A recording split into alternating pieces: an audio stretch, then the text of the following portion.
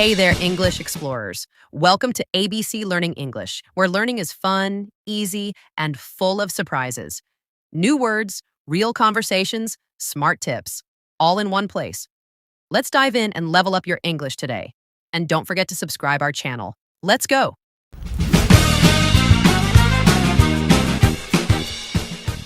To the Unfiltered Wallet, the podcast that pulls no punches when it comes to your money. I'm your host, Devin, and today we're tackling a subject that's uncomfortable, but absolutely crucial. Why do most people stay broke? It's a heavy question, and to help us unpack it, I'm thrilled to welcome financial coach and author of The Wealth Blueprint, Jeffer. Jeffer, thanks so much for being here. Devin, it's a pleasure. Thanks for having me. And yes, it's a topic that needs a lot more open discussion. Absolutely. So, Jeffer, let's dive right in.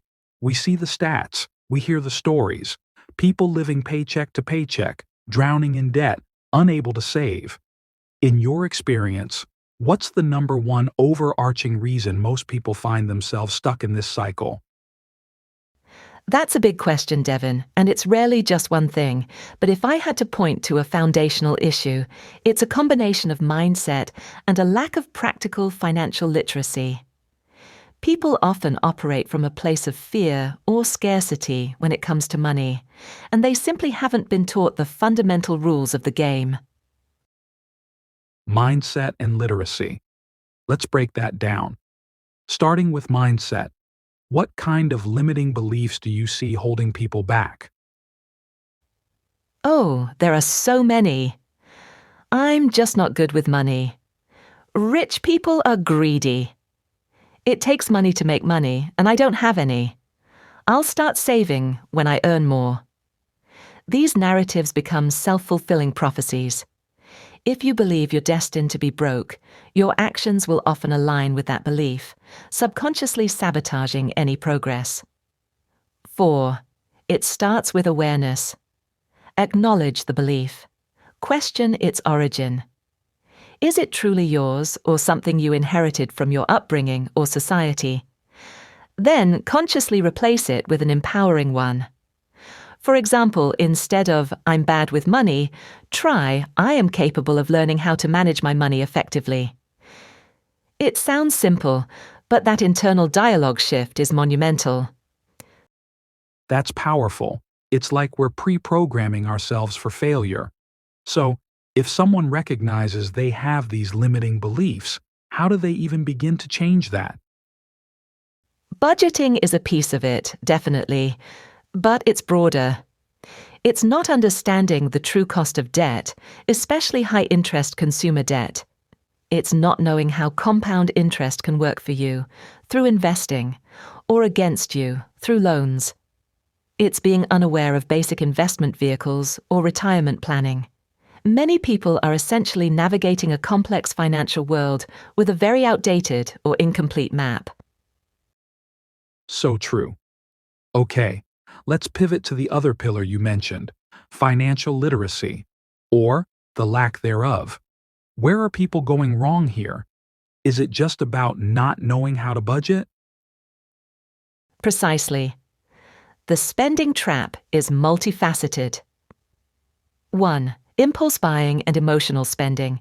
We live in a consumer-driven society. Marketing is designed to make us feel like we need things. People spend to feel good, to alleviate boredom, or to keep up appearances. That dopamine hit from a new purchase is fleeting, but the financial hole it creates can be long-lasting. 2. Lifestyle creep. This is a sneaky one. As income increases, spending often increases proportionally, or even more. The new car, the bigger house, the fancier vacations. Instead of using raises to build wealth, people upgrade their lifestyle, keeping them on the same treadmill, just a more expensive version. 3. Subscription overload and small leaks. The death by 1,000 cuts.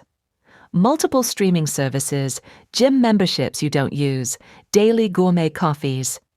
Individually, they seem small, but collectively they can drain hundreds, even thousands, a year that could be going towards savings or debt repayment. And this lack of knowledge often leads to what I call the spending trap, right? Tell us more about that. Absolutely. Debt, particularly high-interest consumer debt like credit cards and payday loans, is financial quicksand. The interest rates are often predatory, and people get stuck in a cycle of making minimum payments, where most of the payment goes to interest, barely touching the principal. It feels like you're working so hard just to stand still. I'm definitely guilty of the subscription overload at times. It's so easy to sign up and forget. So, we've got mindset, lack of literacy, and the spending trap. What about debt? That feels like quicksand for so many. 8. And the allure of buy now, pay later is so strong.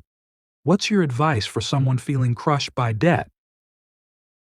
First, stop digging. No new debt. Cut up the credit cards if you have to. Then create a realistic plan. The two most popular methods are the snowball, paying off smallest debts first for psychological wins, and the avalanche, paying off highest interest debts first to save money. The best one is the one you'll stick to. And don't be afraid to negotiate with creditors or seek help from a reputable non-profit credit counseling agency. That's solid advice. Another thing I often hear is, I don't earn enough to save or invest. Is that a legitimate barrier or another limiting belief? It can be both. Systemic issues and low wages are real challenges for many. However, for a significant portion of people, it's also about priorities, and not understanding that even small amounts invested consistently over time can grow substantially. The "I don't earn enough" often masks a spending prioritization issue or a fear of investing because it seems too complex or risky. So it's not just about playing defense with your money, budgeting, cutting costs, but also offense, increasing income and making your money work for you. Exactly. You can only cut expenses so much. At some point, you need to focus on increasing your earning potential, whether that's through upskilling for a better job, negotiating a raise, starting a side hustle, or building a business. And then, crucially, putting a portion of that increased income to work through investing. Not investing is one of the biggest reasons people fail to build long-term wealth. They leave their money sitting in low-interest savings accounts where inflation erodes its value. It seems like a lot of these issues are interconnected. A poor mindset leads to poor decisions, which leads to debt, which reinforces the poor mindset. It's a vicious cycle. It is. And that's why breaking it requires a multi-pronged approach. It's not just about finding a better budgeting app. It's about transforming your relationship with money. So, Yafair, if a listener is hearing this and feeling a bit overwhelmed but also motivated, what are the first 1 or 2 actionable steps they can take today to start breaking free from the staying broke cycle? Great question. 1. Track your spending. Honestly, for 1 week or even a month, write down every single dollar you spend. No judgment, just awareness. You'll likely be shocked where your money is actually going. This is the first step to gaining control. 2. Educate yourself. Start small. Pick one area you feel weakest in. Maybe it's understanding credit card interest or basic investing terms. Read a book, listen to reputable podcasts, like this one. Watch some educational YouTube videos from trusted sources. Just 15 to 30 minutes a day can make a huge difference over time. 3. Set 1. Small, achievable financial goal. Maybe it's saving $100 in an emergency fund this month, or paying off $50 extra on a credit card. Achieving small wins builds momentum and confidence. Track, educate, and set small goals. Love it. It makes it feel less daunting, Yeffer, this has been incredibly insightful. Any final words of encouragement for our listeners who want to change their financial future? Absolutely. Know that your current financial situation is not a life sentence. It's a result of past habits, beliefs, and perhaps a lack of knowledge, all of which can be changed. It won't happen overnight, but with consistent effort, education, and a willingness to confront uncomfortable truths, you can build a more secure and prosperous future. Start today. One small step. Powerful words.